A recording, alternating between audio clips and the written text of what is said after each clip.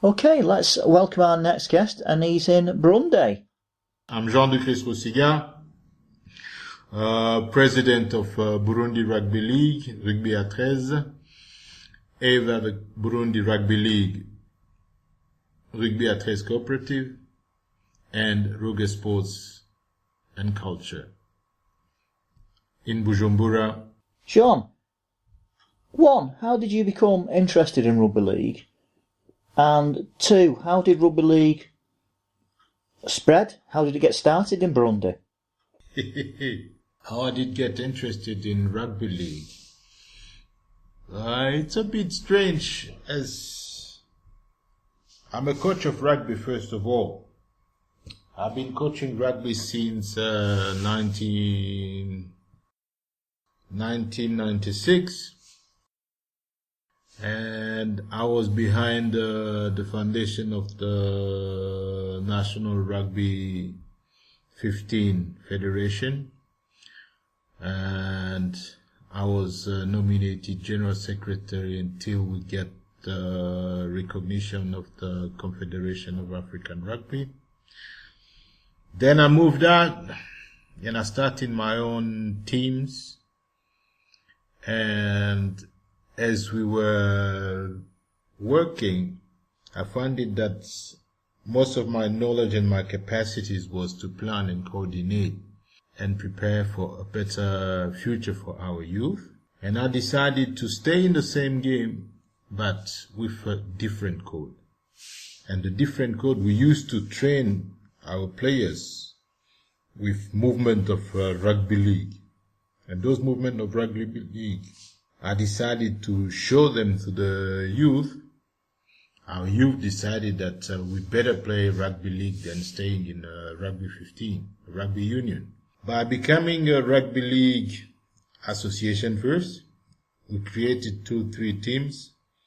We played few games, and we had to create a legal frame for the players, and we came to apply for the usual thing that every organization need to have.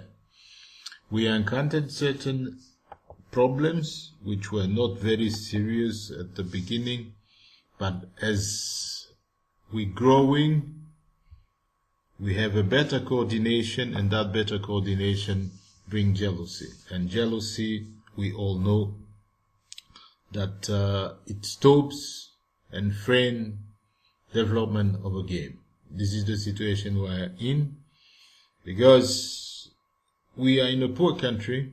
People are poor.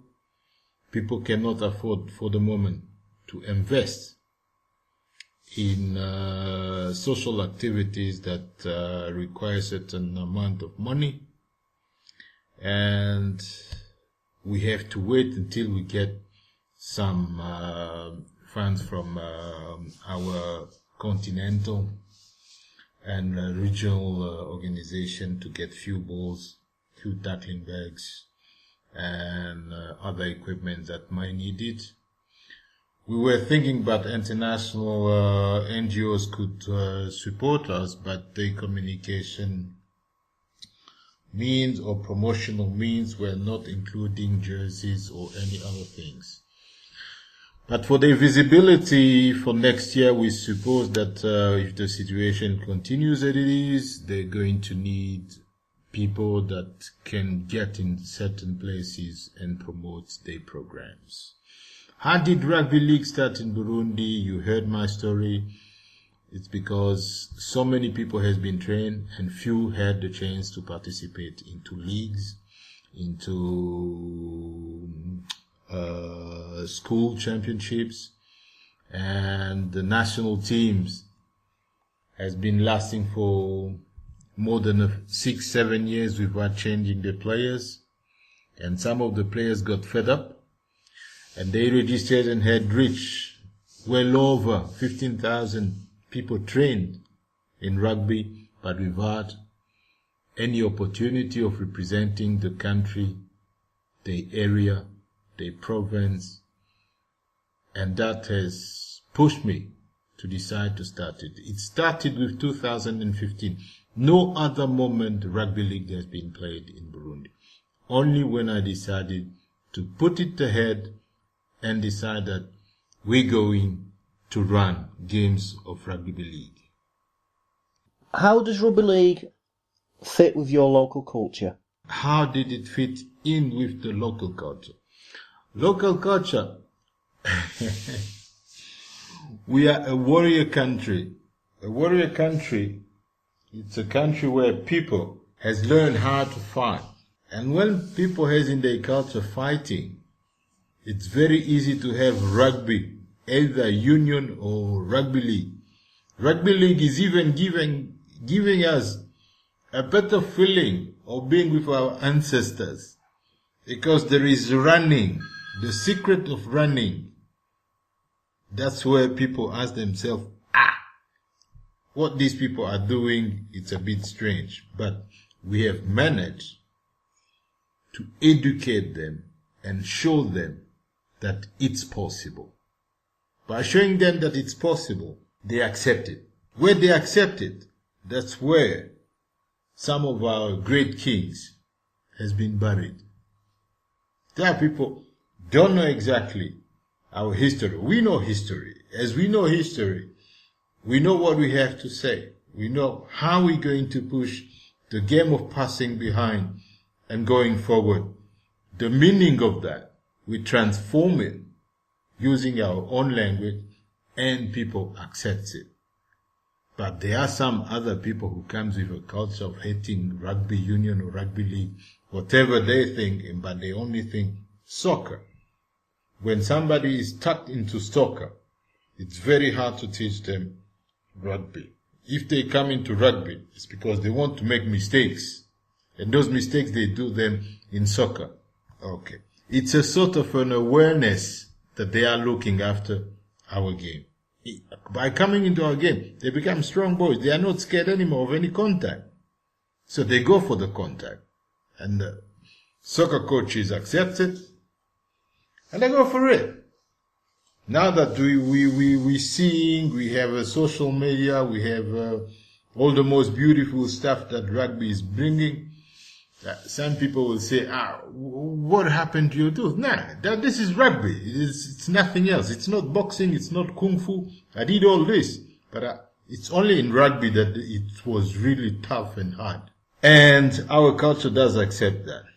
What challenges do you face that are local to you? The challenge that we're facing, it's nearly the challenge that all amateur sports are facing. It's question of logistics, and the questions of logistics, people has to find a way how to fit in. When I say how to fit in, is that when you have a game of rugby league, we are not the first one to play it. We started playing when the game had 120 years. Okay? We are the gift to rugby league. Burundi is a gift to rugby league. So the year rugby league got 120 years, Burundi Rugby League got created. We got created, and you can even look at the game. Since 1 year ago, the game is changing. There's no more contact. There's more running, speed, tactics. Yeah, I'm not here to say that the game we can control. No, we have our way of coaching. I've been coaching the Leopards rugby, Puma rugby, Buffaloes, Hyenas, Tornadoes. All those rugby union teams play the same game as the game. I see it changing since the last time I watched it. I started getting more interested into rugby league around 2010. 2010, we had Canal Horizon who was working properly. We used to see lots of French rugby à 13 games, and it was very wonderful. But nobody wanted really to be in control of rugby 13, rugby league, till I decided to put in some legal frame for the game. And the challenge is, frankly, it's logistics. We have no balls. Parents don't have the money to share a small bowl of 60,000. I know where the stock are when I call them for anything to do. The only question is that if we manage to feed the kids, it could be a great thing. But the kids love the game. If I'm lucky, if I have something, I give them, then we see them few, 2, 3, 4 weeks, then they stop a week, because people get tired. Because nevertheless, the game it's on a small scale, but the training is the same as the professional. You cannot coach saying that I'm going to reduce the intensity of the game. No, the game, you give it the game the way it is. Because tomorrow morning it's going to come, hey coach, I've seen this on TV. Are you able to teach me or to explain me how do they do that? So I have to prepare the boy to show him that we're doing better than the professionals. Till he decides himself, okay, I'm going to do the same thing. And if I survive all these years without breaking my leg, it's because I knew when to go basic and where to go tough, where to hit. And if I lose something, I know that I have to shut up and keep going. Okay? But if, Stewart, you ever find the possibility of somebody that can help us get the balls, get the jerseys. Today's Chinese has some good jerseys that I'm seeing that everybody's using them. It's not branded, but it can carry a message. Can carry a message of a company or whatsoever. We know people need those opportunities. And the other thing that we can develop that has been put in the strategic plan that we have sent to the Rugby League European Federation, that we have given what we have promised to do, and we even gave them more that can be redeemed even in Nigeria, in Ghana, in Sierra Leone, in any other places. And if we keep our community of rugby league, rugby 13, this thing can be big as our ancestors dreamed. They dreamed about Pan-Africa. Why not rugby league show them how it should have been done? On the same track. Fast train doesn't allow to go around or bend. On some way, if you take a corner, you have to have enough space to take the corner. And in Africa, there is enough space for rugby league. My objective is to bring in Congo, to bring in Angola, to bring in Mozambique, where the rugby union is not yet there. But we need logistics to do that and to find a project that will get us there without disturbing any other thing that we are doing. I know, personally, theoretically, I might have a job, but I don't have any. I don't get a salary. I'm waiting for the rewards for the work I'm doing and what I have to prove that rugby league can do in Africa, in the world. The objective of the global strategic plan of the Rugby League International Federation can be achieved if we follow the way we have to do things. Yes, we are into a game, but that game possesses one of the best assets is the human beings. And those human beings, some of them don't have jobs. And if we create the jobs, if we give them help, if we give them whatever they want, we will get all the resources that the world needs. Look around. If we're missing those things, the challenges that I get is to get the funds. And if the funds, I need them, I will need those people that we have in our organization. What can we expect in the future? What can expect in the future? In the future, we have to expect so many games with, in East Africa. We have these Somalis who has a possibility of having games. There are people who need what I just mentioned. And I believe that if they come in, there'll be more games in Africa. We have seen games between Kenya and Italy. Imagine, Italy didn't manage to beat the teachers Imagine if the professional athlete comes in.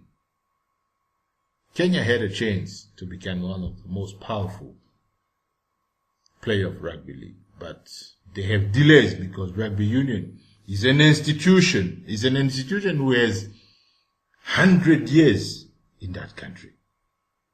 But from my side, with the means that I could find into those huge projects that I've put forward, maybe you have heard about, I'm sure even Kenya, I'm not scared of the Kenyans. I have the tactics and the knowledge and the strategy. I'm the mean man, as they say. If you had the power, what would you change to help rugby league in Burundi? What kind of power? People use the word power with fun. There is so many powers. Our future is going to be okay. And if I have the power, is to bring me more funds into association, into federation, into the continental department, and make possibilities that players move around. British goes to New Zealand, to Australia, Africans goes to Europe, to France, to England. You can understand the move I just told you. If the South African can play in New Zealand or in Europe, he's going to get a better salary. And the British will have to find a way of following other players who goes to Australia. Australia pays better than any other place for rugby league players. Okay? This is the way things works. And Jean, do you have any final comments? The Rugby League European Federation is going to conclude and send us that beautiful certificate that says us that we are under observation, observer status, which I think it's a good thing, but it's something that somebody has to have means to do something. As I said it before, if an organization has the logistics, has the means to use for the training and for the games, it can help. It's going to help and make sure that 2017 is going to be one of the most beautiful World Cup. That everybody will be so happy to see that things can change. Change doesn't only come from big bucks. No. Small country can also, or they have the power to change things by telling people, look how we are, we survived, and we're going to change things. Because our players come from where they are really serious problem. To sleep at night is first of all pray to see the next day. It's Musaga, Kanyosha, Rusiga, and others are at the border, Kayanza, and others are in the middle, Muramvya. Gitega, we're having a problem of convincing them to come, but they play rugby league, but they don't want to join us. So this is a problem that all organizations have in the world. Even the United States has had that problem at one moment. But now that one has been accepted by the department, and expecting that the board is going to confirm what the department has said. And I say thank you to Mr. Raymond Safi for supporting us morally, even he doesn't want to send me few balls. He fears some DHL fans, I don't know. And I really say thank you, Stewart Morris, for asking me those questions. Hope you have a nice trip to Nigeria, and Nigerians are going to hear this. And remember, you are not alone, we are not alone. And together we can achieve things that nobody will ever forget.